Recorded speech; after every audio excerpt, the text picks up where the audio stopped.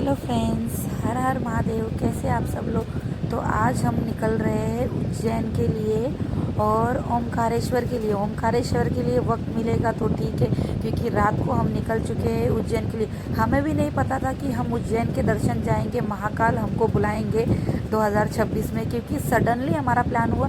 कुछ भी हमारा प्लान नहीं था कि हम ओमकारेश्वर के लिए या उज्जैन के दर्शन के लिए जाएंगे। महादेव की मर्जी थी, इसके लिए हम उज्जैन के लिए निकल गए हैं। रास्ते में देखिए क्या हमारी थोड़ी मस्ती चल रही है, ये चल रही है। फिर हमको तो लगी थी बहुत, क्योंकि रात भर हमने ट्रैवलिंग किया था। तो हम जिस होटल में रुके थे वहाँ पर देखिए इतने सुंदर सुंदर और प्यारे प्यारे फूल थे। और जहाँ पर मैं फूल देखती हूँ फिर मेरा दिमाग काम नहीं करता है। ये देखिए इतने खूबसूरत कि आप भी होते तो आपको भी बहुत अच्छे लगते। ये देखिए बहुत प्यारे प्यारे फूल थे और फूलों का कलर वो तो बेबी पिंक कलर है। तो पिंक तो मेरा फेवरेट है। आप भी देखिए कितना अच्छा लग रहा है। फिर उसके बाद हमने देखा नर्मदा नदी। ये देखिए कितनी सुंदर लग रही है। अगर हमें फुर्सत मिले तो अगर हमारा टाइम बचेगा तो हम ओमकारेश्वर ज़रूर जाएंगे, मतलब ज़रूर जाएंगे। ये देखिए हम पहुंच गए इंदौर का। ये देखिए क्योंकि हमने बहुत ज़्यादा ही ट्रैवलिंग कर ली थी। हमको लगभग 12-13 घंटा हो चुका था कि ट्रैवलिंग करके हम लोग बहुत थक गए थे। वैसे भी कहीं पर हम रास्ते में निकलते तो कुछ खाने के लिए इतना खास तो मिलता नहीं है। ये देखिए, और धूप तो इतनी ज़्यादा थी कि हम कैसे पूरा दिन भर ऑफिस में रहते तो हमें पता ही नहीं चलती कि इतनी धूप रहती है एक्चुअली में। ये देखिए कितनी धूप है। फिर वहाँ पर फिर मुझे फूल दिख गए, क्योंकि हम खाना खाने के लिए रुके। बोले कि अब खाना खा लेते, क्योंकि कुछ टाइम बाद हम पहुँचने वाले थे उज्जैन, जिसके बारे में मैंने कभी सोचा भी नहीं था कि हम वहाँ पर पहुँच जाएंगे। अगर आप सब लोग को भी मौका मिले तो उज्जैन ज़रूर आना। वैसे भी उज्जैन जब महादेव का बुलावा होता है, महाकाल का बुलावा होता है, तभी लोग पहुँचते हैं। बट हम लोग को भी पता नहीं था कि हम उज्जैन पहुँच जाएंगे, क्योंकि हमारा एक सपना ही था, क्योंकि हमने तो कभी सोचा ही नहीं था। और जो चीज़ सोची नहीं है वो चीज़ हो जाती है तो दिल से कुछ ज़्यादा ही खुशी महसूस होती है। और फूल तो वहाँ पर उज्जैन में, इंदौर में, सब गांव साइड है ना, तो मध्य प्रदेश में कैसे फूल बहुत ज़्यादा ही है, जो कि हमें शहरों में देखने के लिए मिलता नहीं है। उसके बाद हम चले जाते हैं होटल में खाना खाने के लिए, क्योंकि बहुत ज़्यादा ही भूख लगी हुई थी। हमने सोचा यहाँ कुछ अच्छा मिलता है तो ठीक है, नहीं मिलता है तो भी ठीक है, क्योंकि भूख तो लगी है, खाना ही पड़ेगा। पर सबने अलग अलग चीज़ें खाई, मैंने तो सिर्फ दाल चावल ही खाया, क्योंकि मुझे बाहर का कुछ नहीं पसंद। ये देखिए हम पहुँच गए उज्जैन। हमने होटल बुक कर लिया था ऑलरेडी। ये देखिए उज्जैन का भी नज़ारा बहुत सुंदर। वहाँ पहुँचने के बाद हमें बहुत सुकून मिला, जबकि अभी तक तो हम भोलेनाथ के दर्शन के लिए गए भी नहीं हैं।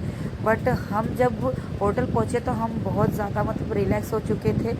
ये देखिए सब, क्योंकि कार में किसी ने आराम नहीं किया तो सबसे पहले आके सब रिलैक्स करने लगे, सो गए। वैसे तो हमने तो फटाफट फ्रेश हुए, रेडी हुए, उसके बाद सब निकल गए महाकाल के दर्शन के लिए, जिसके लिए हम बेसब्री से इंतज़ार कर रहे थे।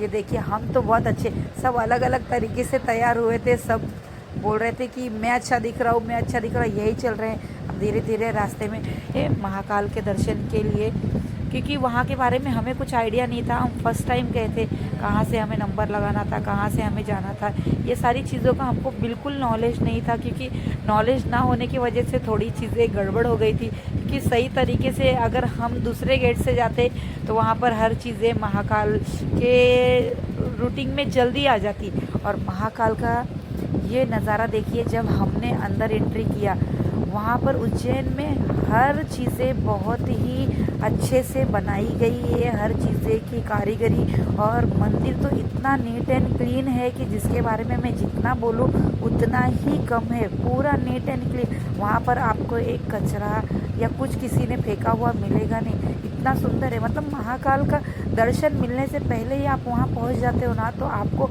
वो सारी चीज़ें महसूस होने लगती है कि मैं कहाँ गया। ऐसा लग रहा था कि हम जन्नत में आ गए। और उज्जैन का दर्शन करना तो मतलब बहुत बड़ी बात हो जाती है। यहाँ पर देखिए पंचमुखी है, हर चीज़ें, हर लोगों की प्रतिमा बहुत बड़ी बड़ी इसमें बनाई गई है। ये देखिए हम अंदर पहुँच गए हैं, लाइन लगा दिया है, क्योंकि हम सैटरडे गए थे तो बहुत ज़्यादा ही रश था। सैटरडे संडे बहुत ज़्यादा रश रहता है, क्योंकि हॉलीडे का टाइम होता है ना, इसलिए वहाँ पर बहुत ज़्यादा रश रहता है। हम सोच रहे थे कि नंबर कब आएगा, कब हमें मिलेगा दर्शन। ये देखिए हमारे महाकाल इतने सुंदर दिख रहे थे। हमने सोचा नहीं था उससे ज़्यादा दर्शन मिला। ये देखिए, ये तो टीवी स्क्रीन है, उसके नीचे स्क्रीन में देखिए। फिर उसके बाद ये है शिव जी के जो 10 रूप है ना, ये पूरे के पूरे यहाँ पर बनाए गए हैं।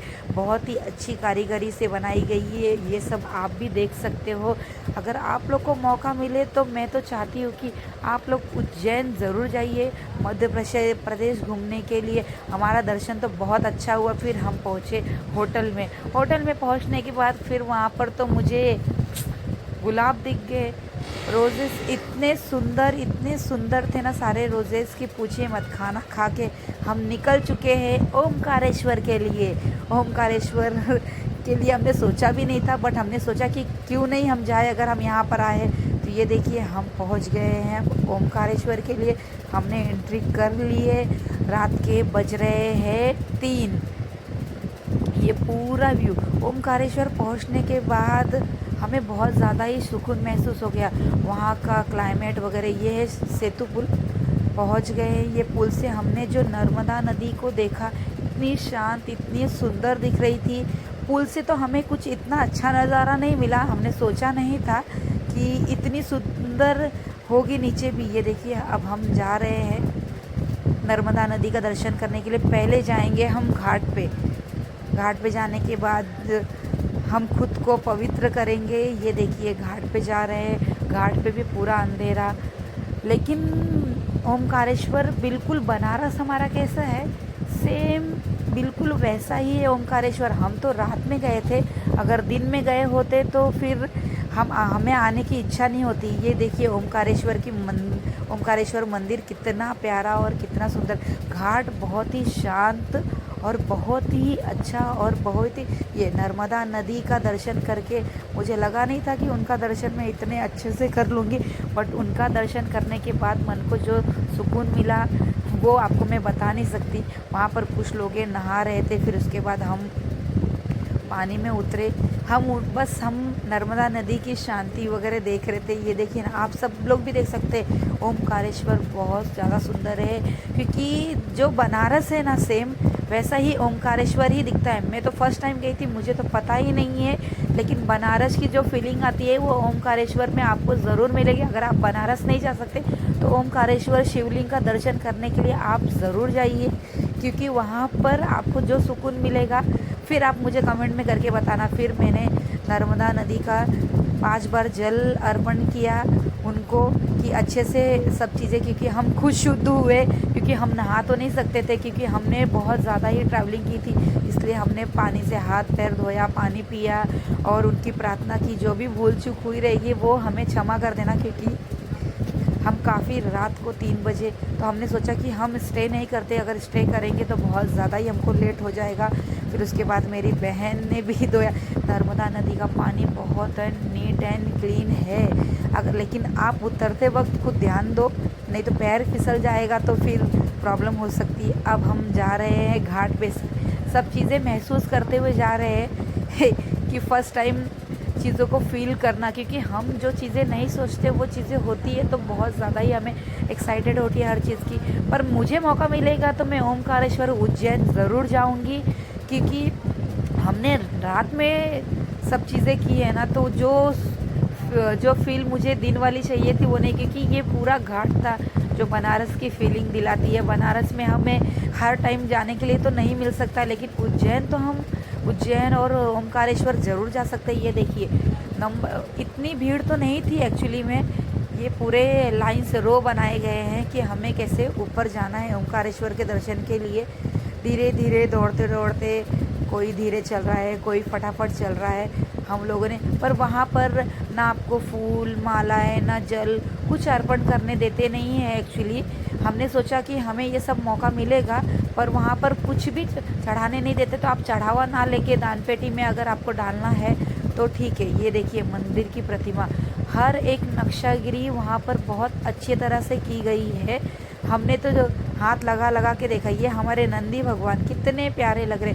वहाँ पर सब अपनी मान्यताओं के अनुसार सबने धागा बांध के रखा है। नंदी भगवान को देखिए कितने प्यारे लग रहे हैं। उसके बाद हम पहुँच जाते हैं मंदिर के मुख्य गेट पे। मुख्य गेट पे पहुंचने के बाद सोचे कि अब हमारा दर्शन कितने जल्दी हो जाए, कितने जल्दी हम ओमकारेश्वर ज्योतिर्लिंग से मिल जाए, क्योंकि भीड़ ऊपर ज़्यादा थी, नीचे बहुत कम थी भीड़। हमने सोचा नहीं था कि भीड़, हमें लगा था कि बहुत जल्दी हो जाएगी। ये देखिए ओमकारेश्वर शिवलिंग का साक्षात दर्शन है, आप लोग भी लीजिए। मैंने ये वीडियो चोरी से शूट किया था क्योंकि वहाँ पर मोबाइल ले जाना बिल्कुल भी अलाउ नहीं है। फिर हमने दर्शन करने के बाद नीचे आ गई, नर्मदा नदी माता का मैंने पानी ले लिया घर के लिए। ये जो है हमारे शिवलिंग, यहाँ पर शिवलिंग मिलते हैं, वो शिवलिंग हमने खरीद लिया घर के लिए। ये ममलेश्वर हम पहुँच गए।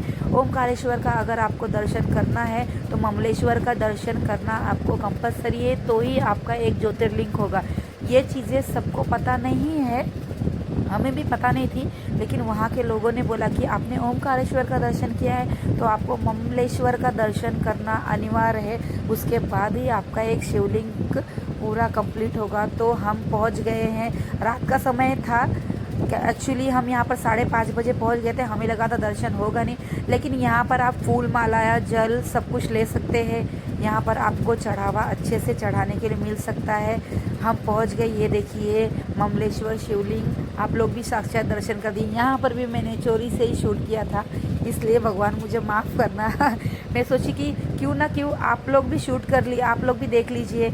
ये देखिए फिर बाहर आए, बाहर बहुत ही अच्छा शिवलिंग बना हुआ था शिव जी का, उनका दर्शन हमने किया। उसके बाद हम मंदिर से निकल जाते हैं। सारे दर्शन जो भी हमने किए, हमारे सारे दर्शन बहुत ही अच्छे हुए हैं। आप लोग को भी जब मौका मिले तो आप लोग भी ज़रूर दर्शन करना। पर हमने कुछ परचेस नहीं किया क्योंकि वहाँ पर दुकानें बहुत कम थी।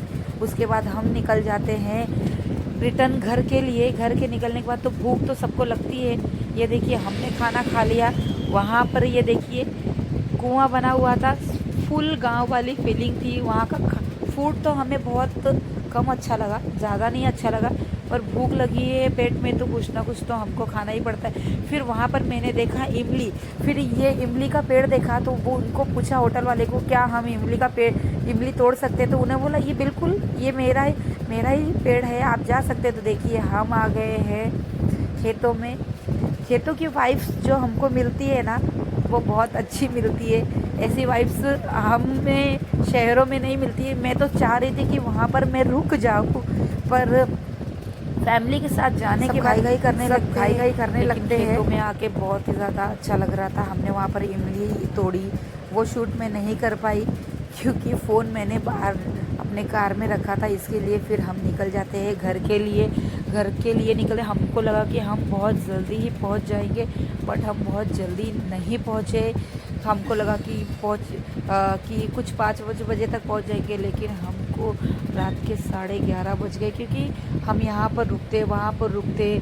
CNG पेट्रोल पंप पे तो हमने कुछ ज़्यादा ही टाइम बिता लिया। उसके बाद हमने सोचा क्यों ना थोड़ी बहुत तो स्नैक्स वगैरह ख़रीद ले। तो ये देखिए आगे हम होटल में खाना खाने नहीं आए थे क्योंकि हम जिस होटल में रुके थे खाना खाने के लिए, उस होटल का खाना बिल्कुल अच्छा नहीं था। फिर हम निकल जाते हैं घर के लिए। हमने कुछ स्प्राइट लिया, कुछ पानी की बोतल। एक्चुअली हमें पानी बहुत ज़्यादा ही प्यास लग रही थी क्योंकि गर्मी का वक्त था ना, इसलिए। और नासिक में तो अंगूर की खेती बहुत ज़्यादा है। मैं तो चाहती हूँ कि आप लोग भी एक बार वहाँ पर ज़रूर जाइए। मिलते हैं नेक्स्ट ब्लॉग में। हर हर महादेव।